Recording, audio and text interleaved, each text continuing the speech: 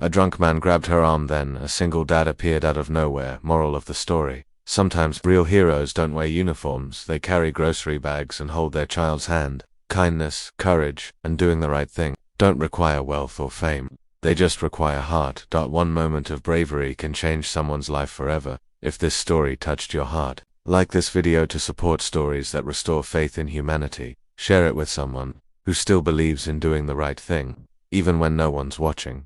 Subscribe to our channel for more emotional, powerful, and inspiring stories that remind us there is still good in this world. Be kind, be brave, be the reason someone believes in people again.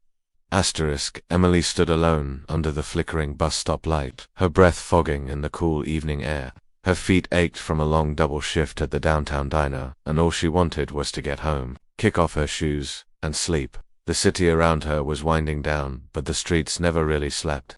Distant sirens howled, tires hissed against wet pavement, and somewhere nearby, music leaked from a half-closed apartment window. She checked her phone. The bus was late again. She barely noticed the man at first. He staggered out of the shadows, bottle in hand, muttering to himself, dressed in stained clothes with wild eyes. He noticed Emily and changed direction. She tensed. He was drunk, clearly, but she hoped he'd just pass by. He didn't. His steps veered toward her, uneven and unpredictable. She gripped her bag tighter, inching away without trying to look afraid. You alone, sweetheart? He slurred, swaying on his feet. Emily didn't respond. She glanced down the road, hoping for headlights. The man moved closer, his breath thick with alcohol, and before she could step back, he grabbed her arm tight. "Hey, I asked you something," he snapped, his voice turning sharp. "Go of me," Emily said firmly, trying to yank her arm away.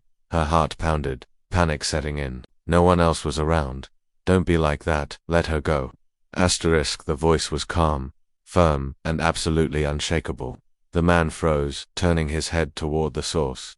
A few feet away stood a tall man, maybe in his late 30s, with a little girl clinging to his coat. The man didn't shout. He didn't look scared. He stepped forward slowly, eyes locked on the drunk. Emily noticed the man's clenched jaw, the steady strength in his presence.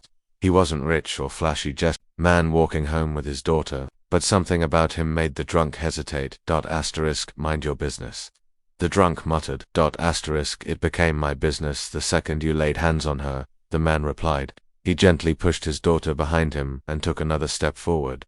The drunk wavered, scowled, then muttered something incoherent. He let go of Emily's arm, stumbled backward, and vanished into the alley like a ghost fading into the night. Emily stood frozen, her arms still trembling. Are you all right? The man asked, his voice softer now. She nodded, tears welling up. I didn't know what to do, she whispered. You shouldn't have to, he said. You were just waiting for a bus. The little girl peeked out from behind him, her eyes wide. Daddy, is she okay? Emily knelt down, smiling despite the shock. I am now, thanks to your brave daddy. The man offered to wait with her until the bus came. They sat on the bench together, under the buzzing light. He introduced himself as Mark, a single father raising his daughter after his wife passed. He was just picking up groceries when he saw what happened. He hadn't hesitated. In a world where most people look the other way, he stepped in. As the bus finally pulled up, Emily turned to him. Thank you. You didn't have to. Yes, I did, he said, because I'd want someone to do the same if it were my daughter. That moment stayed with her. It wasn't just about being rescued. It was about being seen. It was about someone caring enough to act when it mattered most. That night, as the bus rolled away, Emily watched the man and his daughter walk off down the street, hand in hand. The city lights glowed softly around them, and for the first time in a long while, she felt safe. Not because the danger was gone, but because kindness still existed. In the most unexpected moments, it revealed itself quietly. Everything. She would never forget the man who showed up like a guardian in the dark, and she promised herself that one day, if she ever saw someone else in need, she'd be that voice in the shadows too. Jake stood tall, the cold evening air brushing against his hoodie as he stepped between the drunk and the frightened young woman. His grip tightened slightly on the grocery bag in one hand, while the other rested gently but protectively behind his daughter. She clung to the edge of his coat, eyes big and scared, barely peeking at the scene unfolding in front of her. Back off, Jake said again, come steady, and without a hint of fear. There was no need to yell. His voice carried weight. It was the voice of someone who had been through storms, someone who knew when to stand tall. The drunk man blinked at him, trying to process this new presence. He took a step closer, chest puffed, attempting to size Jake up, but it was clear he hadn't expected resistance. Most people would have walked away, but Jake didn't. He didn't flinch. He didn't blink. For a long moment, the air hung heavy with tension. Then, with a frustrated grunt and a string of muttered curses, the drunk backed away, his shoulders slumping as he turned and stumbled down the dark street, vanishing like a bad memory. Emily's breath caught in her throat. Her hands trembled. As she wrapped her coat tighter around herself, relief flooded her face, and then she looked at Jake, really looked at him, her eyes searching his for some explanation as to why he would put himself between a stranger and danger like that. Thank you, she whispered, the words barely finding strength.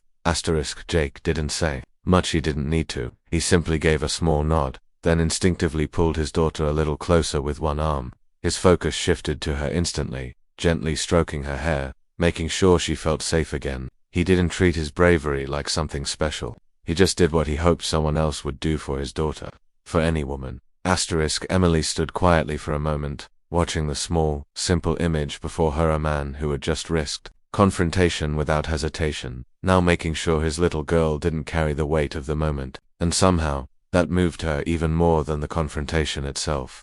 A quiet hero, unnoticed by the world but unforgettable to those he saved.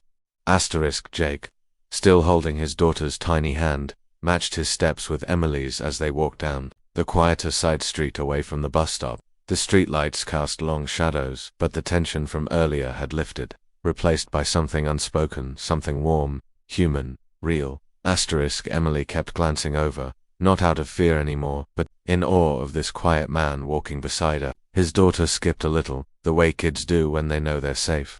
Her other hand clutched around a small paper bag of cookies Jake had picked up on the way home. I still can't believe you stepped in like that, Emily said, her voice soft but laced with emotion. Jake looked over, giving a tired but genuine smile. It just felt like the right thing to do. You okay? She nodded slowly, then surprised herself by saying, more than okay. I really needed someone to see me tonight. That struck Jake in a way he didn't expect. They stopped, near the corner of a small park, and as the wind rustled through the trees, Emily turned slightly toward him. Do you always walk strangers home after saving them from creeps? She teased gently, a small smile forming. He chuckled, shaking his head. Only the ones brave enough to work 2 jobs and still not lose their kindness. Emily blinked. How'd you know? You've got that look, he said, tapping his temple, the one people wear when they're carrying too much and smiling anyway. For a moment they stood in silence. Then Jake spoke again, quieter this time. I lost my wife 3 years ago. It was sudden. Still feels unreal. Since then, it's just been me and Mia here. He looked down and smiled as his daughter twirled in place on the sidewalk, completely oblivious to the heaviness of the words. Emily's face softened. I'm sorry that must be so hard. He nodded. It is, but she keeps me going. I work 2 jobs, night security and early shifts at the market. It's not easy, but it's honest. Emily looked down at her own hands, suddenly feeling seen. I'm alone here too. Moved to the city for college, no family. I juggle night shifts at the diner and classes during the day. Some nights it just feels like I'm invisible. Jake's gaze lingered on her. You're not. There was something about the way he said it, no pity, no grand speech, just solid truth. It settled in her chest like warmth. You saved me tonight, she said again, her voice catching slightly. Jake looked at her with calm eyes, filled with quiet strength. You would have done the same for someone else. And she realized. He meant it. He saw something in her she hadn't allowed herself to believe in for a long time. Resilience, worth, courage. Not because she'd done anything heroic, just because she kept going. That moment between them wasn't just about gratitude. It was about connection to strangers, both quietly fighting their own battles, offering each other a moment of understanding neither of them had expected. And, in that stillness, something in Emily began to heal. The smell of freshly brewed coffee and warm pastries filled the air as Emily balanced her mugs carefully toward a corner table. Her shift at the small community cafe was nearly over, and the usual quiet hum of customers gave her a comforting sense of rhythm. It had been weeks since that night at the bus stop, weeks since a stranger had stepped in and made her feel safe again. Asterisk, she turned a corner and stopped in her tracks. Asterisk, there, at table 6, sat Jake, same worn hoodie, same quiet presence, and across from him, little Mia was carefully stacking sugar packets, her brow furrowed in deep concentration. Asterisk, a smile spread across Emily's face before she even realized it. She walked over slowly. Back for more cookies. I see. Asterisk, Jake looked up, his expression lighting with warm recognition. Well, you know her. She claims these are the best in the city. Asterisk, Mia nodded firmly without looking up, clearly in full agreement with her dad. Asterisk, I didn't expect to see you here, Emily said, setting the mugs down. It's good to see you again. Asterisk, Jake gave a half smile. We try to stop by here on weekends. It's our little treats on things normal, you know. Asterisk, she nodded, heart fluttering with a strange mix of surprise and joy. You both sit tight. Today's treat is on me. Asterisk, Jake raised an eyebrow. No way. We're even, remember. Asterisk, Emily chuckled, already pulling her wallet from her apron.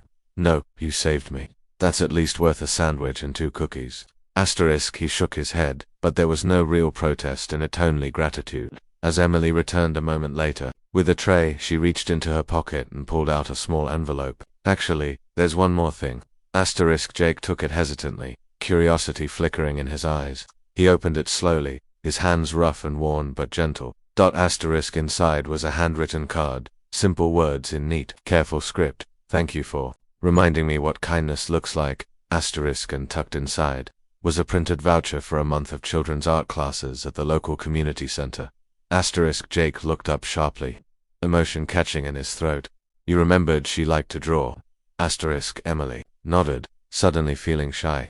It's just something you mentioned, that she sketches superheroes at home. I figured, maybe she could use a little space to be creative. Asterisk, Jake swallowed hard, his voice thick. Emily, no one's done something like this for us in a long time. Asterisk, Mia had finally looked up from her sugar towers and was peeking curiously into the envelope. Art classes, she asked. Asterisk, just for you, Emily said softly. You'll be amazing. Asterisk, Jake looked at her, eyes glistening. This means more than you know. Asterisk, for a moment, none of them spoke. The cafe buzzed gently around them, but inside their little circle, there was a warmth that transcended small talk or repayment. It wasn't about owing, it was about caring about 2 people who met in fear and now stood in something far more powerful. Trust. Asterisk, Emily smiled. You showed up when I needed someone. This is just me showing up to. Asterisk, Jake nodded, slowly, deeply. Thank you. Asterisk, and in that quiet corner of the cafe, a new kind of connection bloomed up, bound by obligation or grand gestures, but stitched together by kindness, remembrance, and the quiet power of simply showing up. Bright, welcoming community center decorated with hand-drawn posters that read empowerment, courage, community. Asterisk, rows of folding chairs are filled with people, young women, parents, teens, all gathered for the Safe Steps self-defense workshop. The energy in the room is hopeful, buzzing with quiet anticipation. Asterisk, Emily stands on stage, dressed in simple jeans and a soft blue sweater, a microphone in her hand and a calm strength in her posture. Her voice trembles just slightly at first, but steadies with each word. Asterisk, greater than I used to believe that being strong meant never needing help, that asking for support made you weak.